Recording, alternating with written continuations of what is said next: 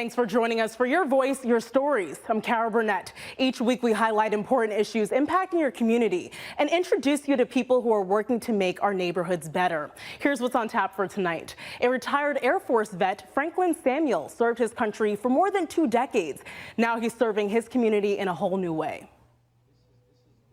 A home is opening here in Brooklyn for young adults who otherwise wouldn't have one. But first, a Baltimore neighborhood is getting help with a drug problem.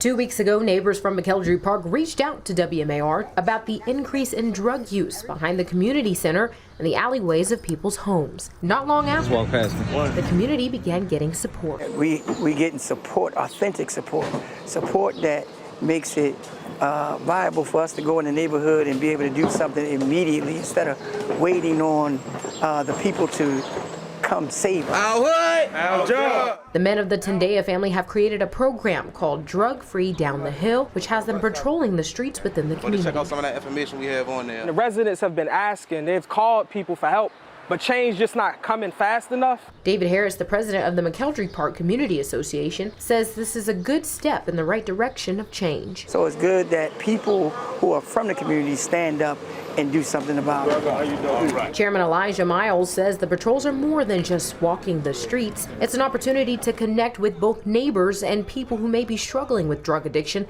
connecting them with resources to help them. We want to make something real clear that the people that are suffering from addiction are not our enemy. So we're fighting a war on 2 fronts. We, one, want to make sure that the people that are addicted to drugs get the resources, get the detox, get the connections to housing that they need. But another thing we definitely want to do is we want to stop this overexposure that our kids are receiving of just drug use. And although neighbors and people struggling with addiction are appreciative of the immediate help, the community is still looking for a permanent solution. I would love to see the city agencies empower the residents to be able to come out here and make a change. If they come out here and give us the resources they need, the training we need, then we can go effectively do some things. The McKeldrey Park Community Association is having its next meeting July 16th to continue discussing solutions. Janae Wright, WMAR 2 News. 22 years in the Air Force, In the Wallace, you got a blue boat. including 6 with the White House Communication Agency. We want to change this to black. Disguise And 5 on Air Force One. Retired veteran Franklin Samuel couldn't have predicted where life would take him next. So I served the last term of President Bush, George W. Bush, and I served the entire term of President Obama. After retiring in 2018, he chose a different path and uniform. Franklin opened the Gentleman's Closet in downtown Baltimore. So I think this is an extension of who I am, right? I did 21 years on a capacity of wearing one set of uniform. Now I'm on my second stage that I'm now wearing a different type of uniform, but something that I actually can really move, create, and I can just be more passionate about it. It's a formal wear shop with over 450 suits and tuxedos. From suit jackets to shoes, the brand is named after his son, Liam Michael. And there's a deeper purpose behind every stitch. There's not a better feeling than having a customer who's about to get married or a kid who's going to go to prom. And then you create something for them that is going to be timeless. Discipline, detail, service before self, values he lived in uniform and now weaves into every inch of his store. And again, at the end of the day, you're dealing with a veteran who understands exactly hard work, dedication, is passionate about it, who's going to follow through to make sure that whatever you're trying to get here at the Gentleman's Class is going to be completed. But the road to entrepreneurship wasn't easy. He started with an empty shop and no promises. Challenges like staffing and supply chain shortages presented itself, but he never faced the challenges alone. My old boss, right, and I'm going to call him out, Colonel Black, who used to be the commander of the White House Communication Agency, totally surprised me on my grand opening. And I have about 25 of my, colleagues, my brothers and sisters in arms, right, that they came into the store and they fully support me. Right? So going back to me as a veteran, that really inspired me. Now he's paying that support forward, using his shop as a space for purpose and possibilities, and encouraging other veterans to continue to serve after service. We need a lot of more veterans like myself who are passionate about A, B, or C to bring that, because we need more veterans to be part of the community. In downtown Baltimore, Sierra Williams, WMAR 2 News. We want them to walk in here and have the wow factor. South Baltimore's Billy Humphrey wears many hats. The founder of City of Refuge, a Brooklyn nonprofit providing critical services, and the pastor at Pathway Church of God right next door. The church owns this home, which Humphrey is calling Rise House, with full wraparound support for 6, 18 to 24-year-olds. For the last couple of years, we've partnered with the Anne Arundel County Child, Youth, and Family Partnership around a rapid rehousing program for this population, 18 to 24 homeless youth. But what we discovered is in this work, there's a huge gap between the readiness of an 18 to 24-year-old to go sign a lease and do it all on their own versus a step in between. The nonprofit itself gets regular calls asking for places to stay, and so they're furnishing, painting, and renovating this home on 9th Street. But the goal isn't just to make the place all right. Think about it. If you're an 18 to 24-year-old, you're couch surfing, you're living out of your car, or possibly on the street, the last thing you want to do is come into a facility that's just We want to raise the standard. We want them to show what life ought to be and what can be. And we think that provides a lot more dignity and a lot more hope in the process. Humphrey hopes that approach helps these homes' soon-to-be residents form their adult lives, a place to get going first, then live on their own, with secure housing and training for career and life along the way. I always say, but for grace, where would I be? And so this is one of those moments that when we come alongside a young person, I mean, that just warms your heart to see them sort of, the light bulb clicks on. Hey, I've got to think about, adulting now. And what does that look like? And we get to walk that journey with them. Humphrey wants to open this home next month to create the peace and hope that comes with a home. In Brooklyn, Jack Watson, WMAR 2 News. Miss Deborah goes by another name. The chauffeuress. That's me. And I love it. But to build her business as a driver and to make it to her day job, she needed a car. The vehicle veterans is on the case. A friend recommended vehicle veterans. She paid them $2,800, then they ghosted. No, this is not a good moment right now. But it doesn't have to end like this. We first spoke with Deborah in June, and it didn't end like that.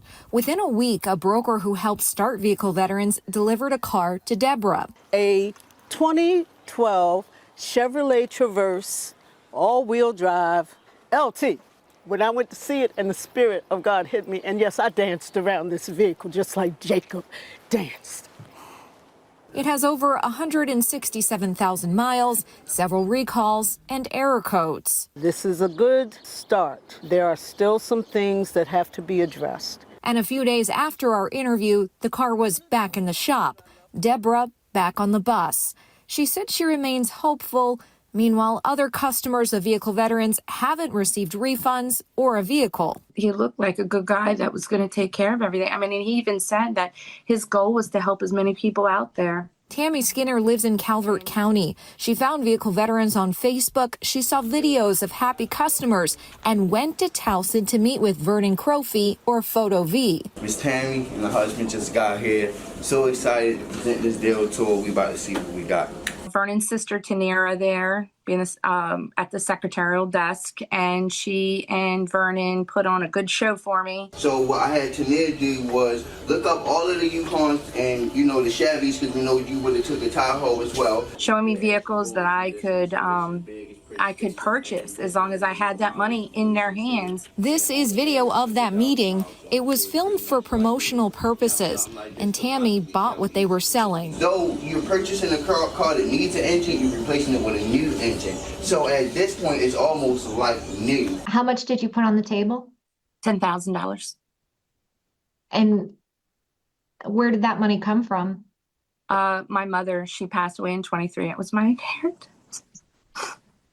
She paid them on March 21st. To this day, she has no car, no savings, and no easy way to get to doctor's appointments after being diagnosed with a life-altering disease. I didn't want the monthly payment because right now it is so hard even just to put food on the table. It's a struggle. There's 13 people in this house, and I cook, I clean, daily. And she knows of several others who also gave vehicle veterans money and received nothing in return. We tried contacting the business owner, Michael Henry. He didn't respond to texts or calls. His cousin Vernon, who started the business with Mike, agreed to speak with us and claims Mike had control of the funds. Basically, at the end of May, he kind of just went ghost on me. Like, I already was asking him since the middle of April about the budget. So he was basically playing the accountant role. And receipts show several transactions went directly to Mike's Zelle account. I don't have those receipts, so I can't tell you exactly how much was, sent. So. Did anyone pay you money? No, nobody paid me money directly. We've learned that's not entirely true. Several customers sent square payments directly to Photogenics, V's photography business. But he maintains he didn't run off with the money. He said he came through for Miss Deborah, and he's trying to help their other clients. I just feel so committed to people, and doing what's right in this whole situation, regardless whether I took the money, Mike took the money or not. It happened under vehicle veterans, which I still was a part of. And so, I still planned on standing in the forefront and making sure that I can do whatever I can to make things right. Subscribe to WMAR 2 News on YouTube for daily videos.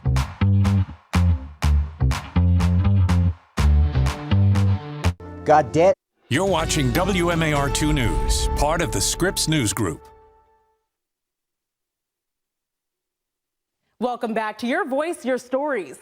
Cute, adoptable animals and pro and retired athletes are coming together for an event fit for a king and queen. It's the Softie Homecoming to raise money to serve and protect our four-legged friends. Coppin State University softball team is adding DC's Gatorade Player of the Year to their roster. Coming up, hear from Yasmin Burrell and her inspiring story. But first, a piece of equipment that means so much more. What a football helmet symbolizes for a Howard County youth team. Coppin State University softball team has added DC's Gatorade Player of the Year to their roster. I'm Xavier here at Coppin State University, and I caught up with the incoming freshman Yasmin Burrell. She says she worked tremendously hard to not only receive that award, but to overcome the most challenging time in her young life. I've gone through so much within the past year and just in high school in general. And just winning that award, it showed me that, I stayed centered in myself. I stayed true to myself and just kept working. Yasmin Burrell may very well be the most accomplished softball player currently in the DMV. She's led St. John's College High School to 3 consecutive DCSAA championships. She's back-to-back DCSAA Player of the Year. She was the tournament MVP over the last 2 years and received a 3-time WCAC first team selection. But the journey wasn't without its ebbs and flows. Her freshman year, she lost her joy playing softball, but found it when she transferred to St. John's College High School her sophomore year. But the very next year, tragedy struck, altering her life in a way she never expected. My junior summer, July 2024, my father passed away.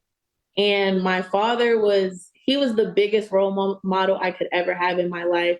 He was someone I looked up to and just would always, support me and be around me in softball because he introduced me to softball. So losing him was probably, it was the hardest thing I think I might ever experience in my life. She leaned on a tremendous support system, continuing to thrive, honoring her father through her play and way of life. I couldn't just stay stagnant. Like, I knew I had to keep pushing through because that's the person he, helped me become. After her father passed, Burrell knew she didn't want to be too far from her family. The softball phenom prepares to join Coppin State this fall with big goals in mind. I'm just looking to, come in freshman year and just boost everybody up and just make sure that, everybody's focused and do what he got to do. And we making it to that MEAC championship. Reporting in Baltimore, Xavier Wary, WMAR 2 News. When kids in Howard County put on this helmet, it means so much more to them than just being a part of a team. A young player telling me it means being part of a community, helping them through some of the hardest times in their lives. Go, Jill, go! On the field, 13-year-old Julian Warren is strong, aggressive, and powerful. But when he gets off the field, he's just like any other young teenager, struggling with bullying in school. Most of my time at school, I always get made fun of. Julian's mom, Christina Moreland, says she feels helpless seeing her son go through so much pain. It's heartbreaking. Kids are mean. I think a little bit more than what I've gone through. But when Julian puts on his Howard County Titans football helmet, he's able to forget about that pain. It like affects me a lot. It like makes me feel down about myself. But then whenever football comes around, it's like it helps me. And during football, it feels like I'm having the best time of my life. He tells me support from coaches like Spencer White helped him see the light at the end of the tunnel.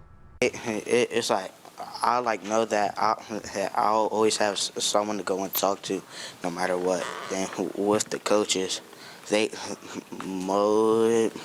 most of them have like been through the same stuff I've been through, and like close to it, so like they can help me get through it. White, one of Howard County Titans founders, says helping kids with their mental health has always been a main focus of the football program. The coaches on the staff, we just want to protect our kids. As we tell the kids, if somebody bullies you, you let somebody know. You let your parents know, you let a teacher know, you let somebody know. Christina's saying that help has been monumental for Julian. The change I've seen is from a young boy into a young man. And Julian has a lasting message for any other kids out there who may be struggling with bullying. Speak out to like your parents or like someone you can trust for like it won't get to a point to where like you just can't hold it in anymore. White says they're always accepting donations for equipment, jerseys, and more. Head on over to WMAR2news.com for information on how you can help out. In Howard County, Raven Payne, WMAR2 News. I'm Megan Knight here at the Cat Shack in Essex, and you can meet some of these adorable, adoptable cats at a fundraiser for the animal advocacy group, Show Your Soft Side. This is the Cat Shack. And right now, it's more like the Kitten Shack. Different colors, different temperaments, all equally adorable. This is Aphrodite. She's a little Greek goddess. She's about 6 weeks old now. Dawn Canella runs Peninsula Colony Cats, nurturing cats and kittens, finding them homes, and spaying and neutering ferals. The nonprofit Show Your Soft Side, of which Dawn sits on the board, helps to cover some of her costs. Show Your Soft Side started the Street Kitty Fund. That helped me a lot because I'm always finding feral cats that are injured or sick. Show Your Soft Side is an animal advocacy group with programs aimed at caring for abused, neglected, and sick dogs and cats. There are an estimated 82,000 cats living on Baltimore streets. So we started a medical program to help sick and injured cats that are born on the street. They recruit athletes called softies to spread their message of kindness and compassion towards animals. Retired MMA fighter John Rallo is one of the original softies. You know, it's cool to be able to, to represent the animals because they can't really represent themselves. Later this month, a few of the softies are all coming together to choose the next king and queen of the Softie Homecoming. It's a really fun, interactive event where people can meet the softies, they can meet adoptable animals from all over Baltimore. Right. And all of the money raised goes right back into the group to continue their life-saving efforts. The need is just tremendous right now. We're in the throes of kitten season. Every shelter and rescue is beyond capacity. So this event really takes the pressure off. Soft Side has been a life-changing thing for me, for sure. The Softie Homecoming is Thursday, July 17th in Owings Mills. For more information on how to get tickets and how you can support, even if you can't make it out to the event to see these adorable kitties, you can go to our website. I'm Megan Knight for WMAR2 News. Like WMAR2 News on Facebook. I'm so passionate about cases. 2 News on social media for daily content. It takes less than 5 minutes with this 8-year-old to know she is fearless when it comes to snakes, and she has a mission bigger than most adults. How you can support her as she tries to make the world a little better.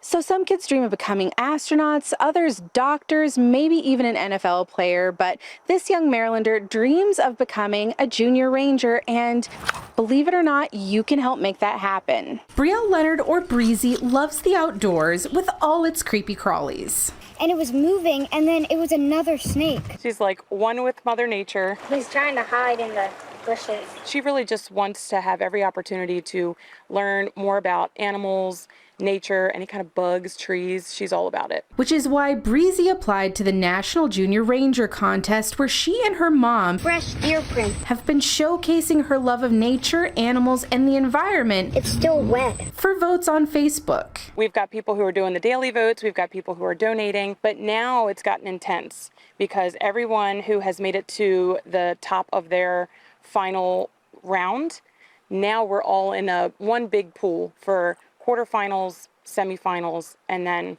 the big shebang. Breezy is now one of the final national contestants and is currently vying for first place, with a cash prize of $20,000 and a mentorship with Jeff Corwin. She has seen a couple snippets of his shows. I pull them up on YouTube, and she is just hooked. Any kind of nature show, she loves it. It's free to vote once a day, or you can donate for additional votes, with all proceeds going to the National Wildlife Federation.